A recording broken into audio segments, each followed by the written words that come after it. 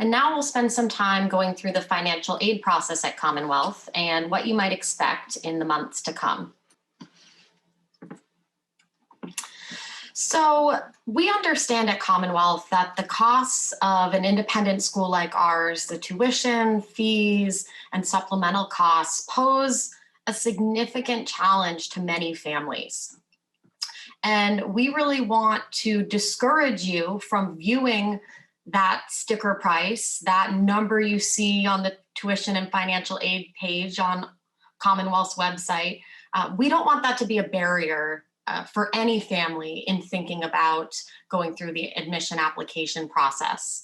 Really, since the founding of our school, we have been committed to being able to attract as many qualified best fit students as possible.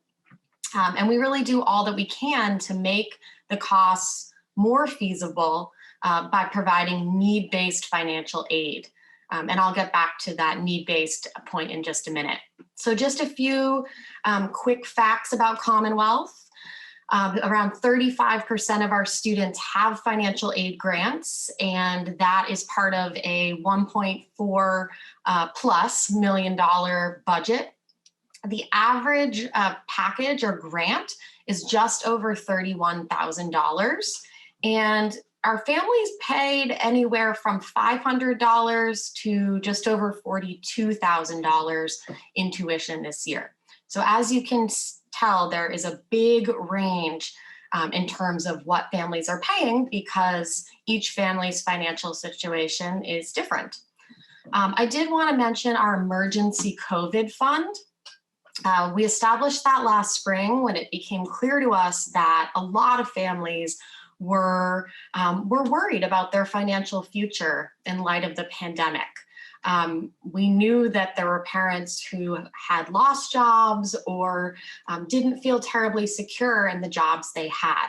So we established an additional financial aid fund purely related to COVID that we were able to use at our discretion last spring. And I really share that to show and to tell you that we really want to do everything we can to make a Commonwealth education possible for families. So here's a question that I tend to get from year to year, and it's about the intersection of the admissions process and the financial aid process. Will it affect my child's chances if our family applies for financial aid? So the processes are separate, yet somewhat simultaneous. In the fall, families are applying for both admission and for financial aid. So they're starting both of these processes at around the same time.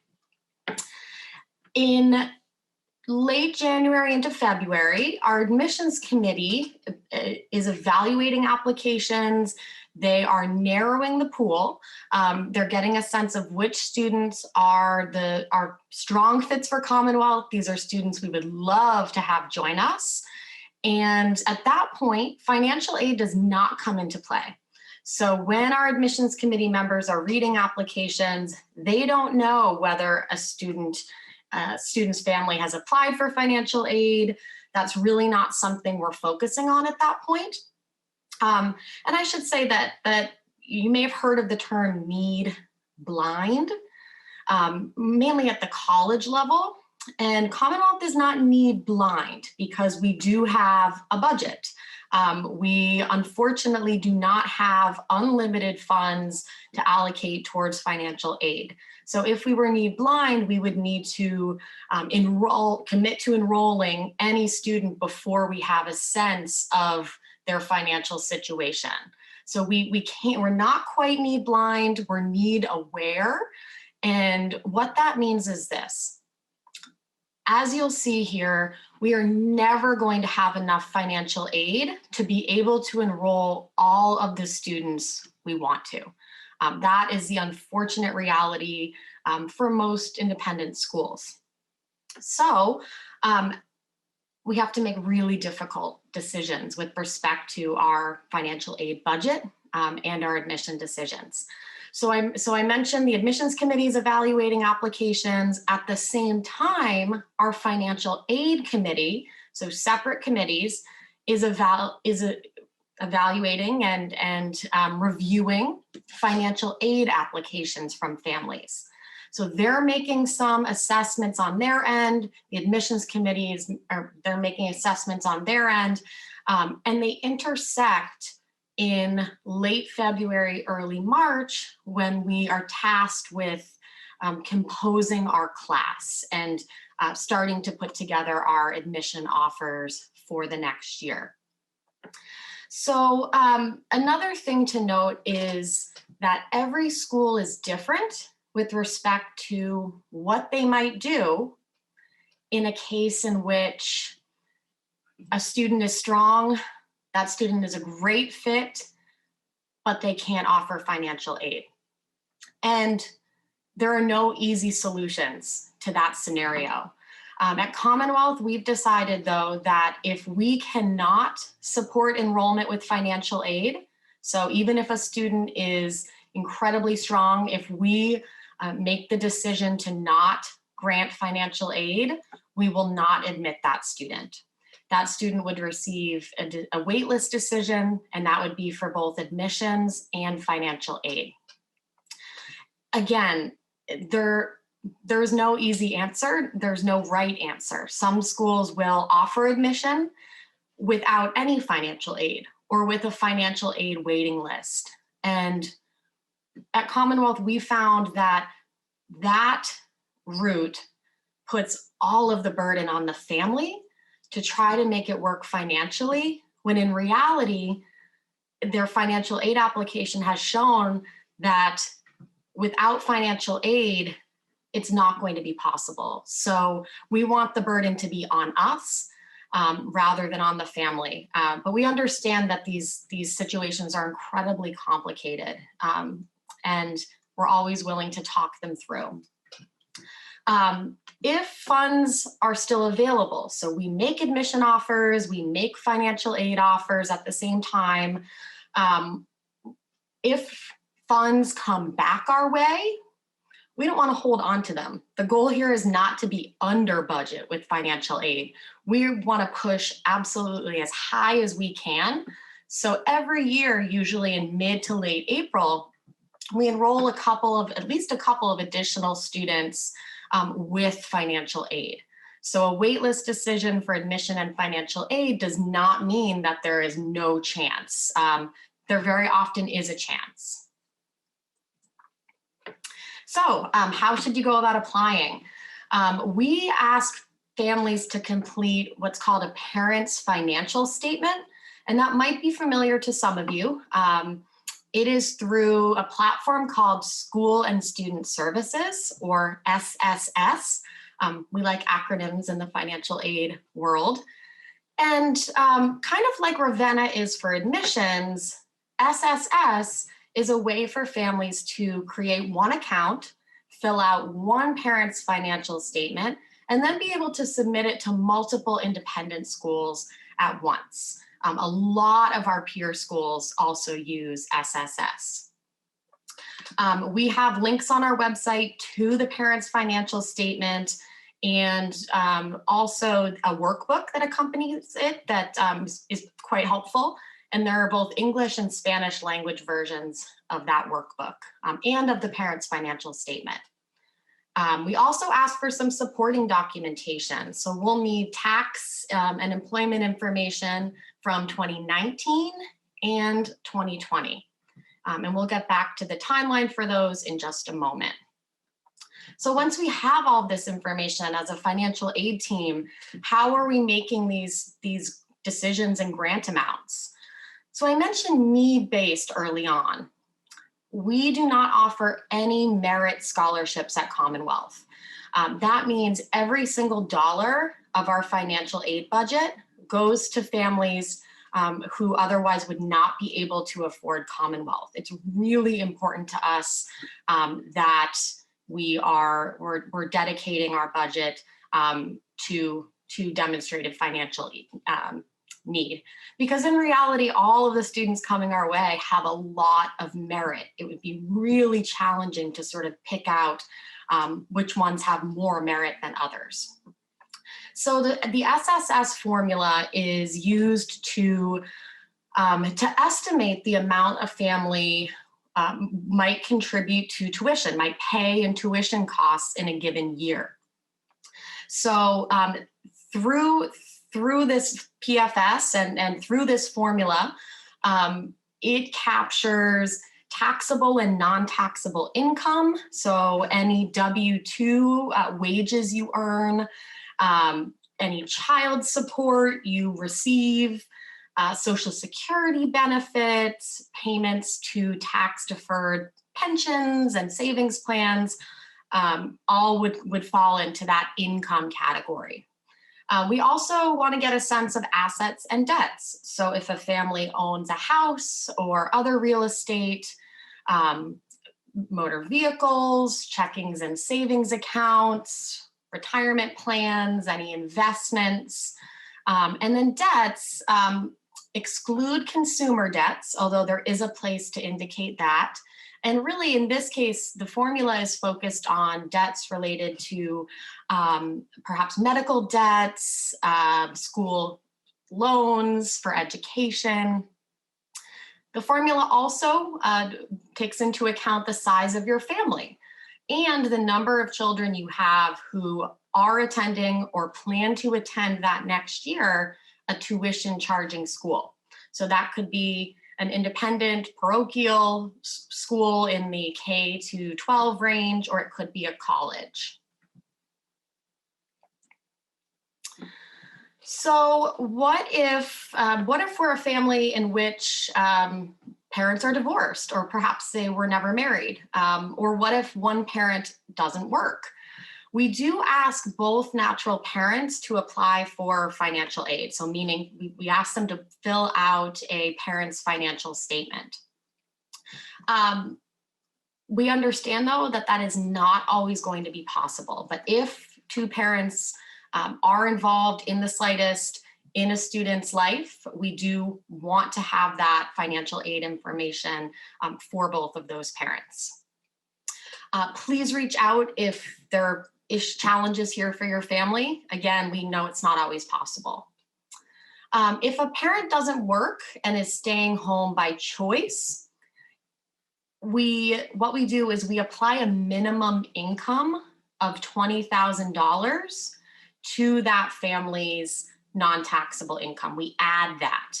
Of course, there are exceptions. A parent might be caring for a very young child, perhaps another child with a disability, an elderly parent. Maybe that parent is ill or has a disability, or perhaps a parent was recently laid off. So all of these are reasons that we would not add that $20,000.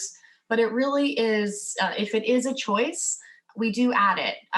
It is our feeling that to the extent possible, it's a family's responsibility to contribute to tuition costs.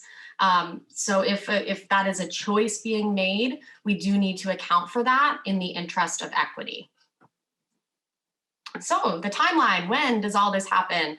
So the PFS opens up at the beginning of October, but you have until February 1st to submit the PFS and upload the supporting documents. You'll note that February 15th deadline. That is early. That is much earlier than the tax filing deadline.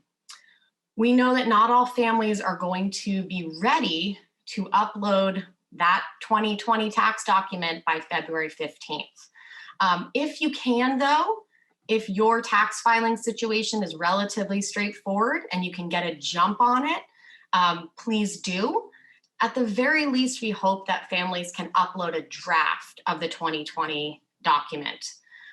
If not, we would use the 2019 tax return as sort of a placeholder that would allow us to estimate to the closest degree possible what that 2020 return might look like.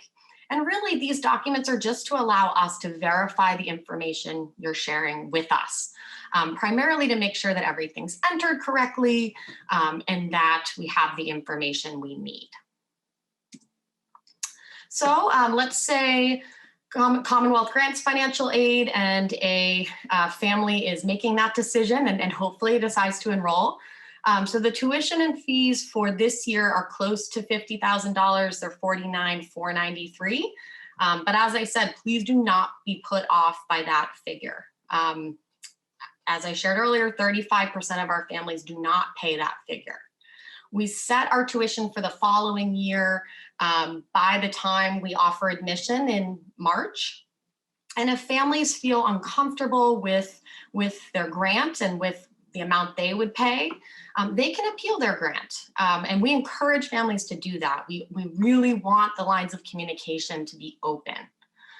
Families have until April 10th to make that decision and to submit an enrollment deposit that is proportionate to their grant and to the amount that they pay in tuition. And of course, we have payment plans. So we offer 1, 2, and 10-month plans for any family, regardless of financial aid status.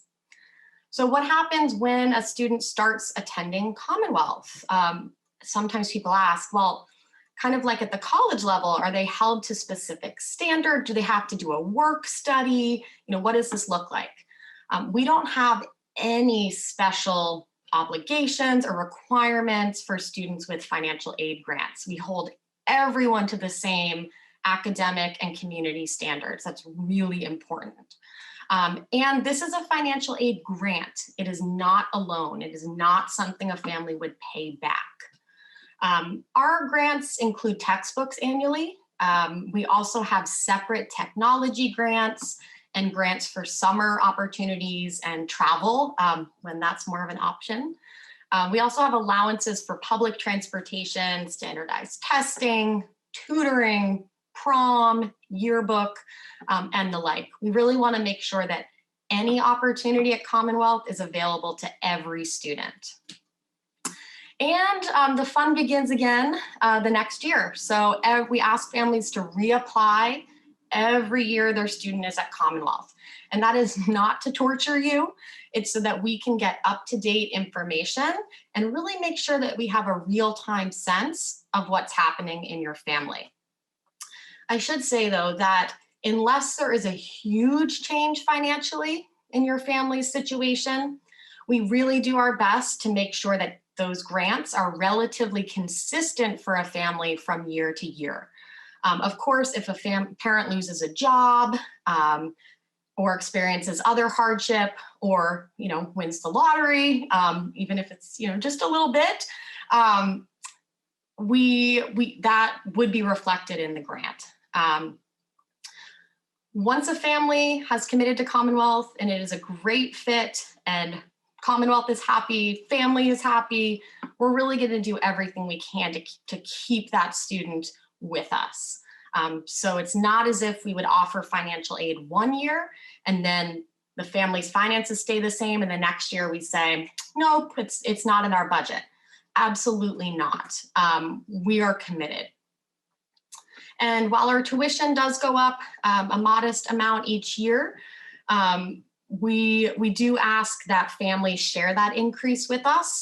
So grants, so the amount a family might pay could go up just a little bit annually to help offset that tuition increase.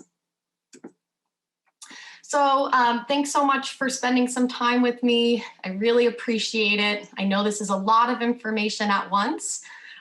Please feel free to reach out to me with any questions about financial aid. You're also welcome to contact our Assistant Director, Natasha Matthews, with general questions and to schedule an interview. Again, we understand that the financial aid process can feel a little bit overwhelming, and it's certainly an added layer on top of the admissions process. Please let us know what we can do to make it manageable for your family. We're always happy to set up a conversation, a Zoom meeting, and the like. So please reach out with questions and we're happy to support you. Thank you again, and have a great day.